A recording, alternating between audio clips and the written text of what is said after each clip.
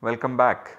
We have completed almost half of our course, and among the themes we have completed two major themes, and we started with the third theme in the last lecture towards the end. I hope you are also as excited as I am about this theme. This is on quadratic residues. So, this is our third theme, quadratic residues, and what we are going to do in this is essentially to solve quadratic equations over Gn. But we saw that we will of course not be able to solve the quadratic equations for every coefficients, but we will need to take the 2a to be an invertible element modulo n. So, a, if you remember from last lecture, was the coefficient of x square. So, that a needs to be an invertible element, and moreover 2 also needs to be an invertible element. This is what we have seen in the last lecture, and then we saw that to solve such an equation it is enough to find square roots of various elements. So, what we are restricting ourselves at the moment is that we will look at elements which are invertible. So, these are elements in Un, and we want to compute square roots of these elements. So, this is something that I have already remarked to you, that Un is a group. We have that Gn is a ring, and therefore Un, the set of all invertible elements modulo n, forms a group under multiplication. And now if I want to find what elements have square roots or what are those square roots further, the simplest thing would be to compute squares of every element. So, once you know what are the squares, and you would also know which element squares to what element, and therefore in the reverse way you will know which are the square roots of your given element, whether it has a square root or not, and whenever it has, what are the square roots. This is the knowledge we will have. So, we want to compute the set of all squares in Un. This is our notation for the quadratic residues modulo n, and as we have noted, these are nothing but squares of elements in Un. Now, there is one small thing which we are going to observe, and this small remark is very useful in many of the computations that we are going to do later. So, this remark is that Qn is a subgroup of Un. So, perhaps we can also see a proof of this quickly. There are several ways to check when some subset is a subgroup. The essential thing is that you should check that it is closed under taking multiplication, 1 is there, and further inverse of every element is also there, or all these things can be combined in the following statements. So, we check that whenever A comma B are elements in Qn, then A B inverse is also in Qn. This one statement will capture all the properties that you want to have. So, how do we have this statement? So, if you have A and B in Qn, then A is square of some alpha, B is the square of some beta for alpha beta in Un, and then it is a simple matter to check that AB inverse is the square of alpha beta inverse square. So, AB inverse is the square of alpha beta inverse, and therefore, this is also in Qn.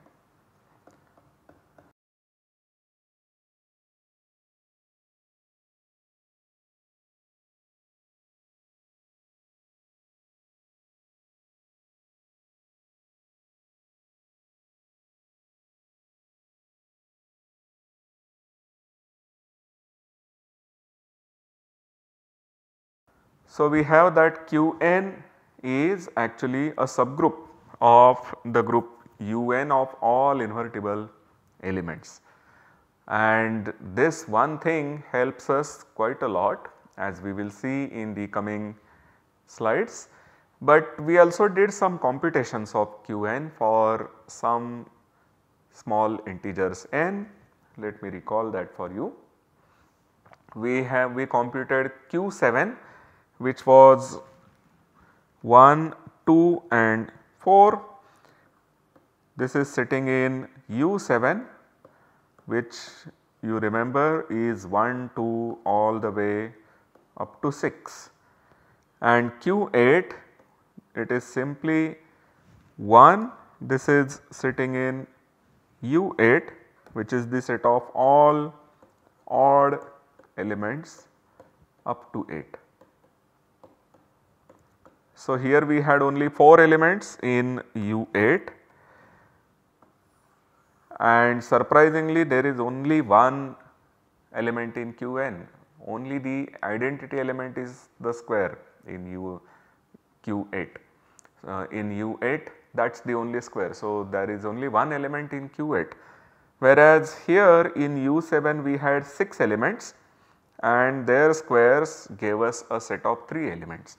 So, this is something which we see is a different behavior, because our 7 is a prime number and 8 is a power of 2.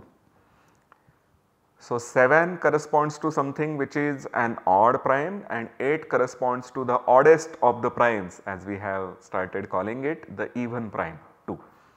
So, this is the behavior that we are going to see. We will also see later that in most of the discussions we will of course be taking the n to be odd. So, we will not look at the number 2 or in fact any even number right now, we will only look at odd numbers, and so whenever we will also talk about primes, we will only concentrate on odd primes. You know, as far as squares are concerned, when you look at z by 2z, everything is a square.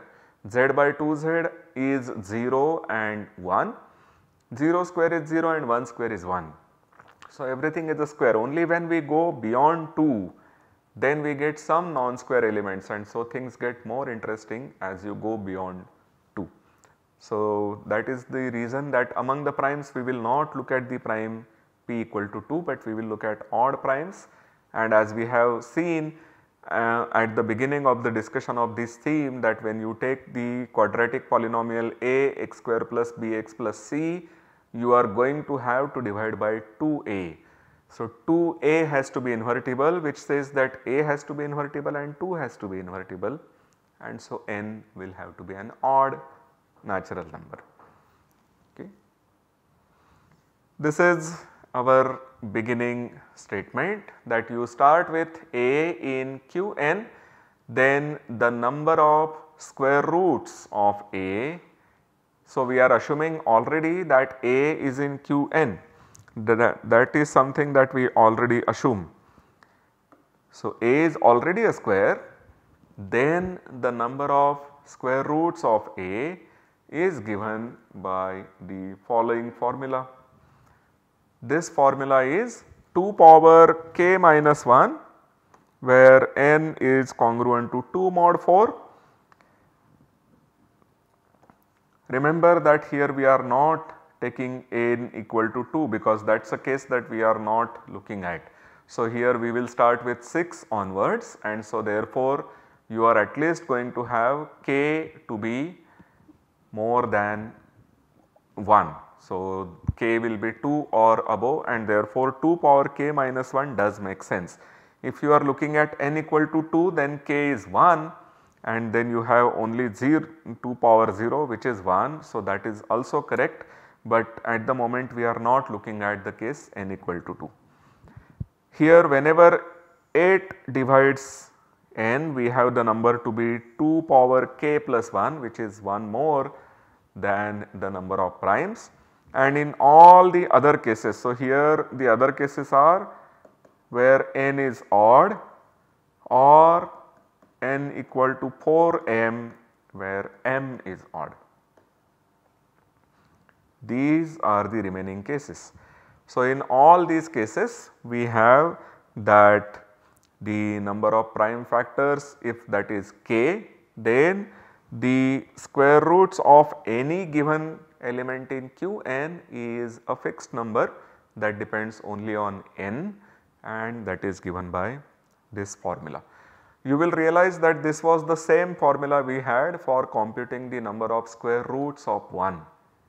When we computed the solutions to the equation x square equal to 1 modulo n, we got exactly the same formula, and it is the same formula, and the reason will become very clear to you once you recall that Qn is a subgroup of Un. So, let us quickly prove this formula. The formula can be proved in the following way. So, we consider a group homomorphism, call it phi, from Un to Un, and this is defined by sending an A to its square. So, this is clearly a group homomorphism because our group is abelian. Okay. So, since Un is abelian, phi is a group homomorphism.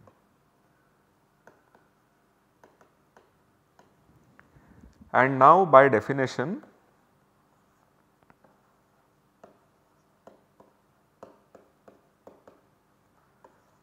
Qn is the image of the group Un under phi, because we are looking at Qn to be the set of all squares in Un.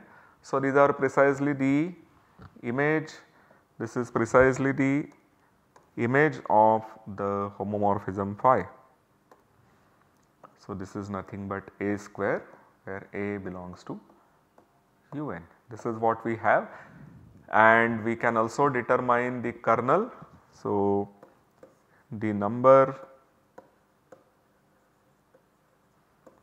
given above, and by above I mean in the statement of the result,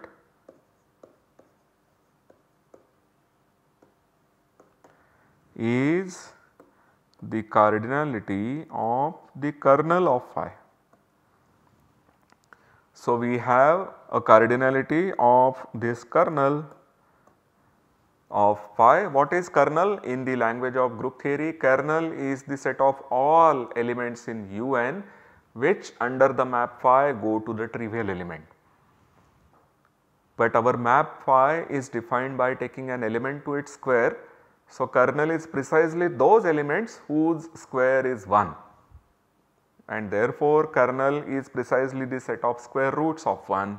These are precisely the elements satisfying x square minus 1 equal to 0 in Z by Nz.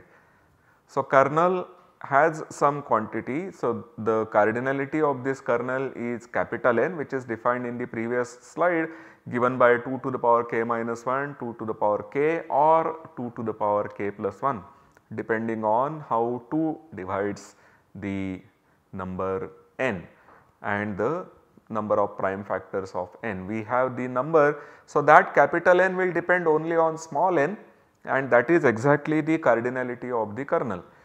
Further, we have this very basic statement coming from group theory. Further,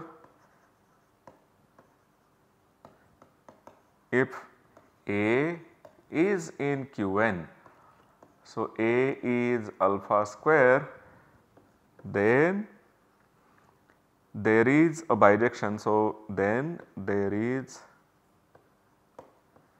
a bijection between two sets, all the betas in Un where beta square is A, with all the gamma in Un with gamma square equal to 1. And once you start with a beta here, we will send the beta to beta alpha inverse. So, let us check that this is indeed a bijection. We will check it by using a different ink. So, to show that this is a bijection, clearly we have to show that whenever you start with a beta here, its image beta in alpha inverse belongs to this set, but that is clear because beta alpha inverse square is beta square alpha raised to minus 2. You have fixed your alpha with the property that alpha square is a, and you also have that beta square is a. So, this is equal to 1. Okay, so we have fixed beta, we have fixed an alpha, and then for every beta in this set, call it capital A, and this is our set kernel phi. Then we have this natural map, and we will show that it is a bijection. It is a natural map only once you have fixed this element alpha. Alright, so what we have shown is that the map, let me call this map by theta. So, there is this map theta from A to kernel phi. Okay, this map is well defined now. It is obtained by sending the element beta to beta alpha inverse. We want to show that this is a bijection. So, we should show that it is a 1-to-1 onto map. So, if there is a gamma in kernel phi, we take beta to be, we have to take a beta such that beta alpha inverse is gamma. We are now starting with an element in kernel phi, and we are now trying to define an element in capital A, which under the map theta gets sent to gamma. So, we should construct a beta such that beta alpha inverse is gamma, but this beta should be gamma into alpha, so that when you cancel out alpha you get gamma. This is quite clear. So, this beta now, so this gives onto-ness. And now we need to show 1-to-1 property, but if you have beta 1 alpha inverse equal to beta 2 alpha inverse, that would imply that beta 1 is beta 2, because alpha is after all an element in UN. You can multiply by alpha to the both the sides of this equality, beta 1 alpha inverse equal to beta 2 alpha inverse. So, you are cancelling the alpha inverse to get that beta 1 is beta 2. So, this says that the map is also 1-to-1. So, what we have now proved is that there is a bijection from the set capital A to the kernel of the map phi, and once we have this bijection we are now able to get our result.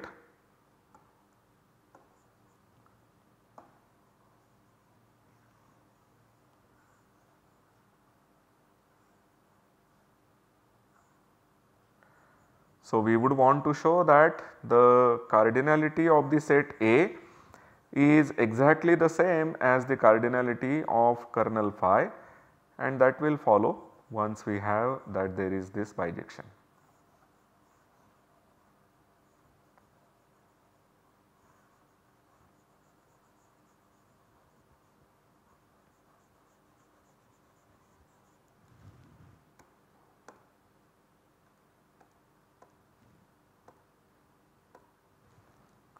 So, this bijection will tell us that cardinality of the set A is equal to cardinality of the set kernel phi, which is the number that we had earlier, 2 power k minus 1, 2 power k plus 1 and 2 power k, and if you remember this was n congruent to 2 mod 4, this was the case n congruent to 0 mod 8, and this is the remaining case. So, this completes our proof. Whenever there is an element in Qn, then the number of all square roots of the number A, the element A, is given by the cardinality of the kernel of the map phi. So, you see that once we have used that Qn is a subgroup, we know that it can be seen as image of this square map, and therefore we are able to compute the cardinality of the kernel. And after all, if you also remember some of the group theory, you will see that the inverse image of every other element will give you a certain coset, and the coset will have, each coset will have the cardinality equal to the cardinality of the kernel. We see that here this A is nothing but the coset of the element alpha. This is what we have. So, the cosets will all have the cardinality equal to coset of the trivial element, which is your subgroup by which you are going modulo. So, in this case it is the kernel.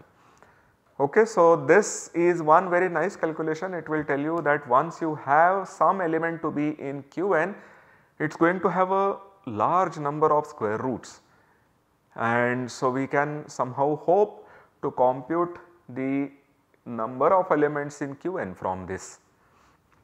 You see, after all, what we have is that Qn being the image is also actually a subgroup of Un, because you have this square map from Un to Un sending every element to its square. So, Qn is the image on the right hand side, a subgroup, and therefore its cardinality will have to divide the cardinality of the whole group, which is phi n.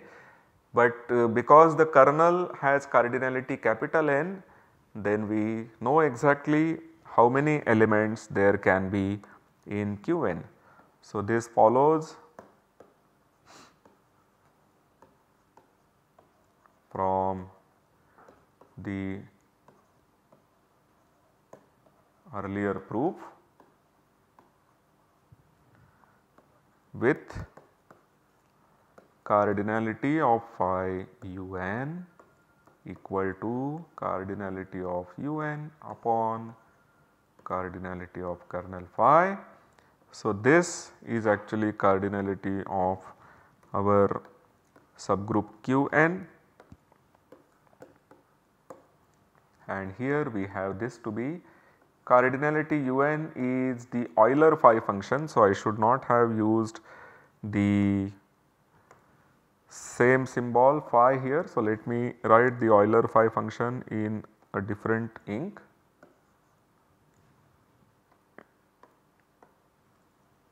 Upon n, where n is this number. So, this phi is the Euler phi function.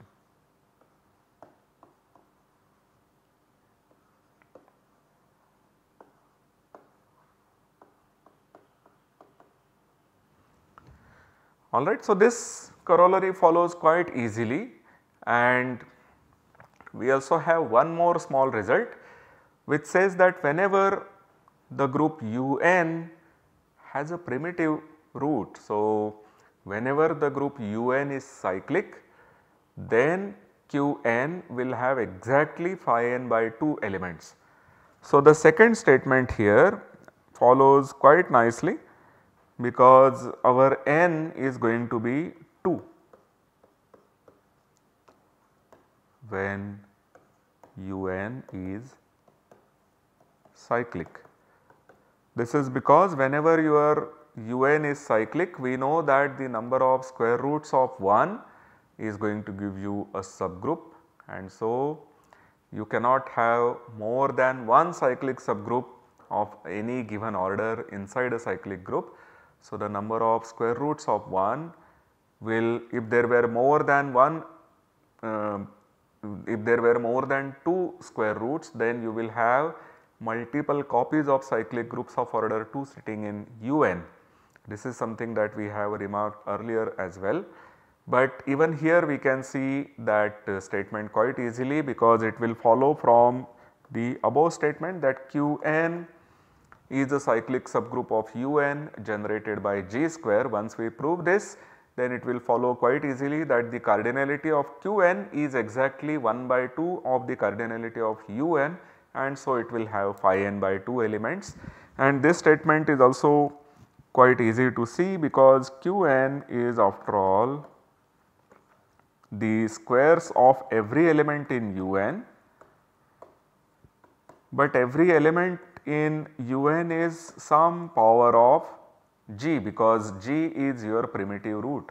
You have fixed a primitive root g and then you are going to take the square. So, this is for I, let us say in capital N, and therefore, this is nothing but a group which is generated by g square, and so we get that Qn is the subgroup of Un which is generated by g square.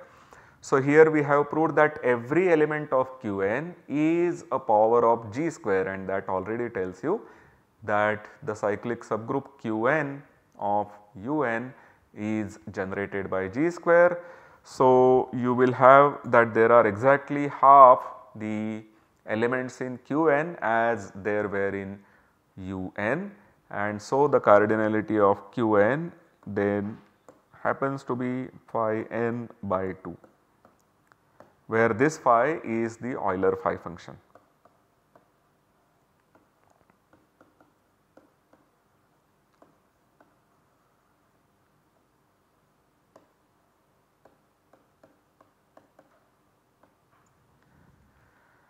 Okay, so here there is one small thing where I would like to draw your attention to, which is that we are taking n to be bigger than 2. If your n is equal to 2, of course that is the case that we are avoiding everywhere, but if you were taking n to be equal to 2, then u2 has only one element, and although g, which is a primitive root for u2 which is 1, is itself a square. So, Q2 also has one element, and therefore, this statement will not be quite true. So, that is one small remark for which we have to take n to be bigger than 2, because then we know that phi n is going to be an even number. For every n bigger than 2, the Euler phi function is always an even number. Once we have this, then the rest of the things follow quite nicely. So, what we are now going to do is to look very closely to the squares in general for the squares in Un, try to devise a way to compute these squares and get some nice formulae about it. The punchlines that are going to come are the quadratic reciprocity laws. These are some very important laws, and they have very interesting generalizations in higher dimension, where instead of quadratic you have a cubic reciprocity law, a quartic reciprocity law, and so on. And finally, there is the pinnacle of algebraic number theory, which is Artin's reciprocity law. But to go to that, we must first learn the quadratic reciprocity law. We will go towards that in our next lecture. I hope to see you until then. Thank you.